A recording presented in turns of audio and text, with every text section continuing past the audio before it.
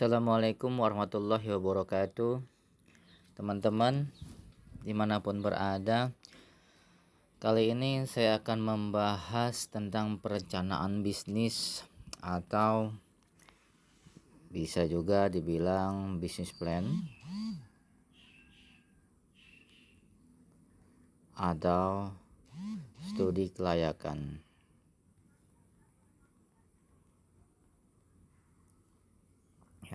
Di dalam perencanaan bisnis ataupun bisnis plan ini sangat penting agar kita mengetahui bagaimana potensi bisnis kita, bagaimana teknis bisnis kita, bagaimana operasional dari bisnis kita, bagaimana supply and demand dari bisnis kita. Banyak sekali benefit yang bisa kita raih dari perencanaan bisnis atau bisnis plan atau juga studi kelayakan. Nah, aspek-aspek yang ada di dalam studi kelayakan, yang pertama itu ada aspek pasar. Nah, aspek pasar ini mengulas tentang apa? Aspek pasar ini mengulas tentang supply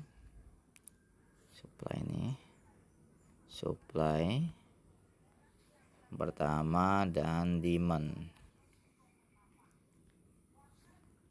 Nah,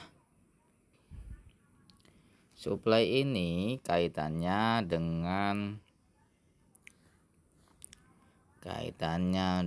pasokan, kemudian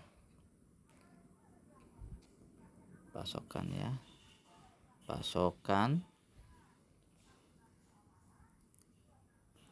salah nih, tren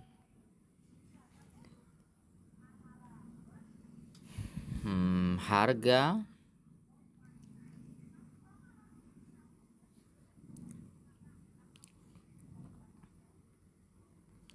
kompetitor.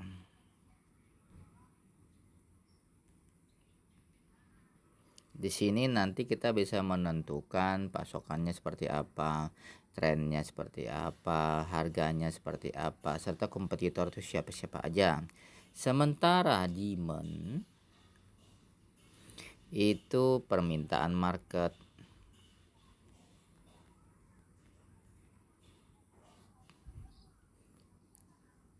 Kemudian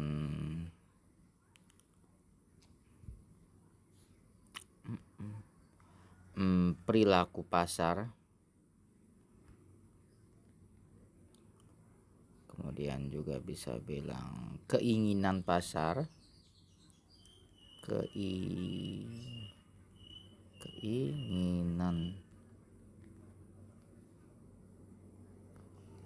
Perilaku permintaan pasar serta keinginan pasar maupun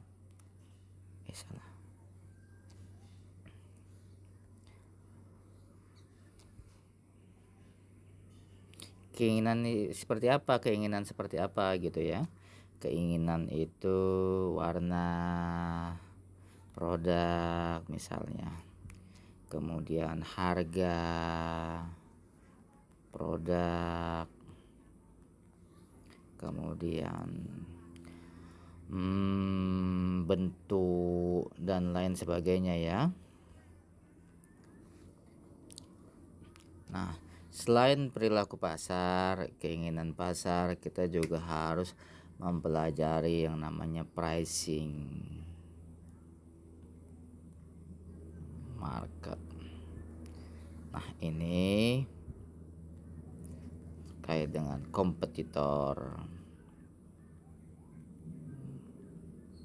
Kita harus tahu semua ini, permintaan pasar itu seperti apa, market itu seperti apa, kemudian keinginan itu seperti apa, tren harga itu seperti apa, harga produk itu seperti apa. Itu dari sisi market.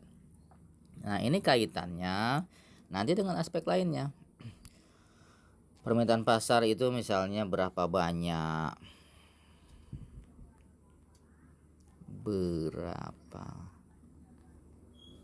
serta di mana segmennya ya. Jadi kita harus mengetahui apa segmen produknya, di mana segmennya, itu termasuk demand. Supply itu kita untuk mempelajari pasokan, pasokan itu berapa banyak gapnya, gap market atau celah pasar. Dari gap ini kita akan tahu yang namanya, dari gap ini nanti kita akan tahu yang namanya residual value atau nilai sisa dari market itu sendiri berapa. Misalnya marketnya itu 100, kemudian gapnya atau celah pasarnya itu 50. Nah itu celah pasar itu yang kita mainkan, bagaimana nanti pasar itu inginnya, dari situ kita celah ketidakpuasan itu kita bisa masuk. Kemudian setelah itu dalam membuat studi kelayakan juga ada namanya aspek teknis. Aspek teknis ini bisa dibilang dengan spesifikasi produk, kemudian spesifikasi produk, kemudian jenis alat yang digunakan, kemudian selain jenis alat yang digunakan,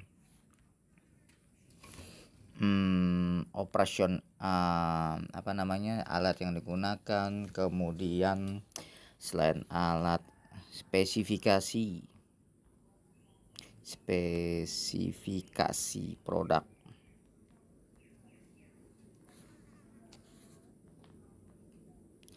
detail produknya seperti apa,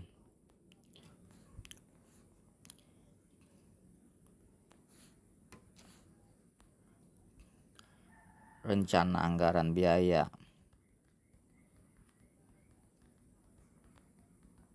tentunya di situ semuanya.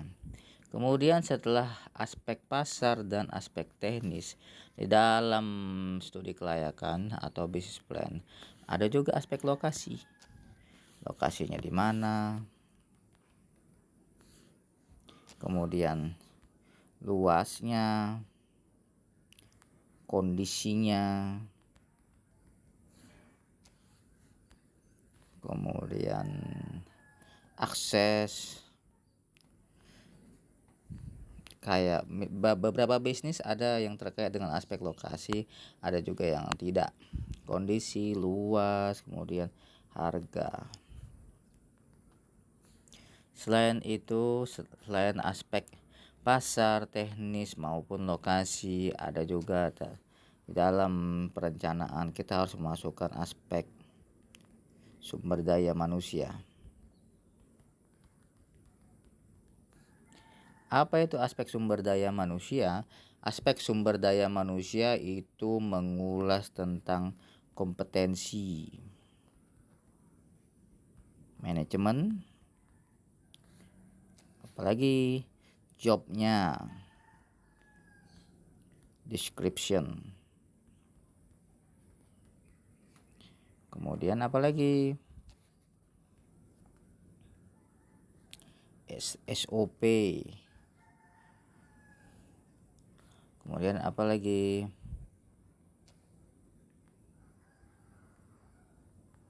ya, lebih kurang seperti itu. Nah kemudian ada lagi aspek, selain aspek teknis, aspek pasar, aspek sumber daya manusia, kemudian ada lagi yang namanya aspek finance.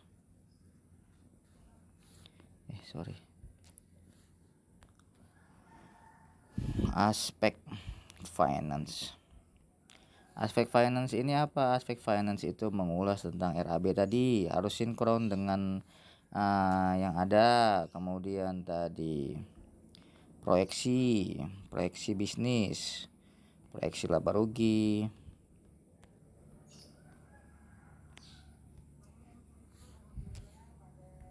proyeksi cash flow,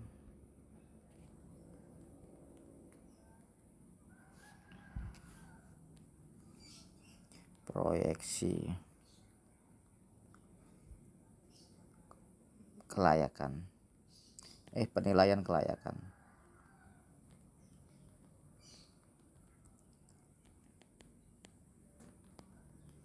Kemudian apa lagi?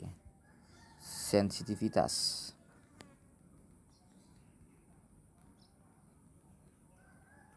Nah, ini di dalam aspek finance ini wajib ada RAB, laba rugi, cash flow, kelayakan, kemudian analisis sensitivitas. Ini melihat untuk bagaimana kondisi bisnis kita ke depannya, bagaimana perencanaan bisnis kita ke depannya. Nah, aspek lokasi, aspek sumber daya manusia, aspek teknis, yang paling terpenting itu ada nih yang terakhir namanya aspek legalitas. Di dalam bisnis kita harus kaji dulu aspek legalitasnya, bagaimana perizinan, diizinkan tidak beroperasi di Indonesia, bagaimana alur perizinan, dan lain sebagainya yang terkait dengan perizinan. Jadi teman-teman, untuk memulai bisnis kita harus memperhatikan semua aspek-aspek ini. Ya, dalam memulai bisnis kita harus memperhatikan semua aspek-aspek ini agar apa? Bisnis yang kita jalani itu bisa bersaing di pasar. Kemudian apa sih benefitnya dari menyusun studi kelayakan ini? Manfaat ya. Pertama, manfaatnya adalah meminimalisir kerugian. Karena kalau kita bisa lihat mappingnya semua, misalnya potensi kebutuhannya itu sudah berapa, itu bisa kita lihat dari aspek pasar. Ya, kemudian di sini aspek pasar kita bisa lihat kompetitor kita itu berapa resapannya. Itu bisa dijadikan dari target dari bisnis kita itu.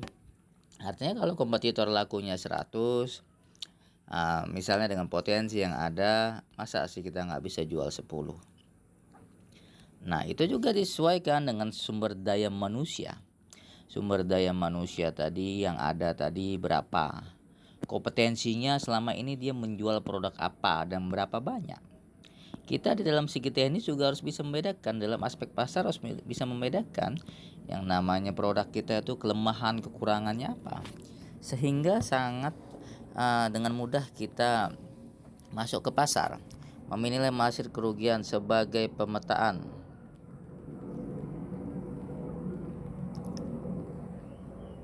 Sebagai alat kontrol. Jadi perencanaan tanpa action plan juga percuma. Jadi perencanaan itu harus dipantau action plan-nya secara berkala, baik itu harian, mingguan, maupun bulanan, maupun tahunan.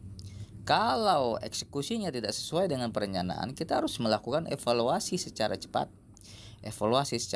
Sehingga pada saat perencanaan action plan ataupun pada saat action plan itu bisnis kita dapat terwujud dengan baik. Demikian teman-teman sharing kali ini tentang studi kelayakan bisnis dan benefit-benefitnya. Assalamualaikum warahmatullahi wabarakatuh. Untuk yang belum subscribe, silahkan di subscribe dulu agar saya makin semangat menyusun konten-konten seperti ini. Assalamualaikum warahmatullahi wabarakatuh.